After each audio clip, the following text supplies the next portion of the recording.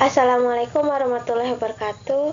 Baik, di sini saya akan mempresentasikan tentang pembuatan bioetanol sebagai energi terbarukan dari limbah tandan kosong kelapa sawit. Perkenalkan, nama saya Gina Anggriani dengan NIM J1B023144. Yang pertama, latar belakang. Ketersediaan energi di Indonesia mengalami ketidakseimbangan akibat menipisnya cadangan minyak bumi dan tingginya kebutuhan energi.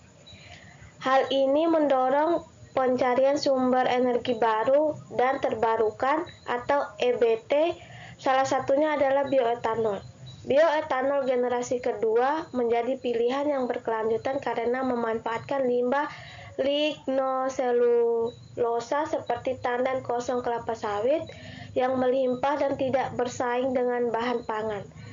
Tandan kosong kelapa sawit memiliki kandungan selulosa tinggi yang mencapai 75% sampai 80% sehingga berpotensi besar sebagai bahan baku bioetanol.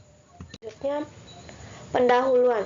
Bioetanol merupakan bahan bakar ramah lingkungan dengan emisi karbon yang lebih rendah dibandingkan bahan bakar fosil. Namun produksinya masih menghadapi kendala biaya tinggi.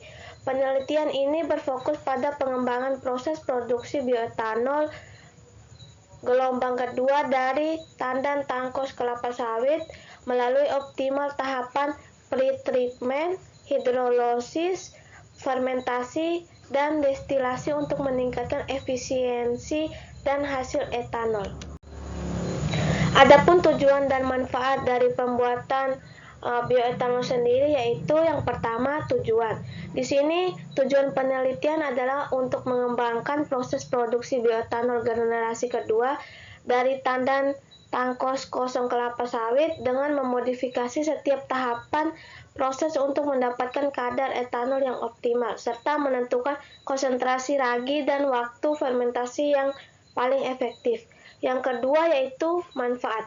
Penelitian ini bermanfaat untuk meningkatkan nilai ekonomis limbah TKKS yang mendukung diversifikasi energi nasional, mengurangi ketergantungan pada bahan bakar fosil, serta memberikan kontribusi pada pengembangan energi bersih dan berkelanjutan. Permasalahan yang dihadapi. Kadar etanol yang dihasilkan dari penelitian sebelumnya masih rendah di bawah 8%, sehingga perlu adanya pengembangan proses untuk meningkatkan efisiensi konversi lelusa menjadi etanol.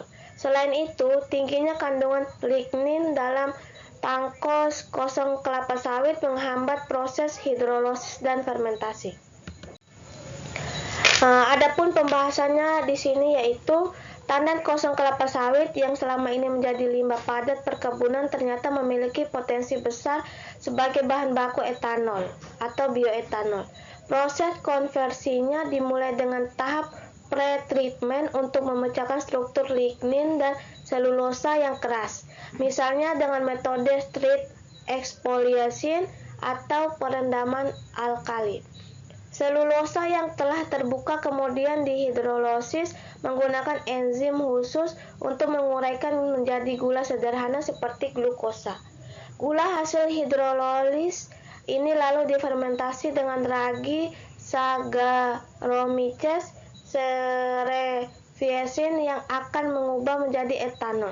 Cairan fermentasi yang dihasilkan kemudian dimurnikan melalui proses destilasi untuk memisahkan dan memekatkan etanol dari air dan impuritas lainnya. Keunggulan utama dari proses ini adalah pemanfaatan limbah menjadi sumber energi terbarukan sehingga mendukung prinsip ekonomi sirkular. Meskipun menjanjikan, tantangan utama dari proses ini adalah efisiensi pretreatment dan biaya enzim yang masih relatif tinggi untuk skala komersial. Baik, kesimpulannya di sini yaitu bioetanol generasi 2 berhasil diproduksi dari tangkos kosong kelapa sawit melalui 4 tahap proses. Yang pertama, pretreatment dengan NaOH efektif meningkatkan aksesibilitas selulosa. Kedua, hidrolisis dengan H2SO4 mengkonversi selulosa menjadi glukosa, dan fermentasi dengan Saccharomyces cerevisiae 5% selama 7 hari merupakan kondisi optimal yang menghasilkan bioetanol dengan kualitas terbaik. Penelitian ini membuktikan bahwa tangkos kosong kelapa sawit memiliki potensi besar sebagai bahan baku bioetanol yang ekonomis dan ramah lingkungan. Sekian presentasi singkat dari saya, lebih dan kurangnya saya mohon maaf. Wassalamualaikum warahmatullahi wabarakatuh.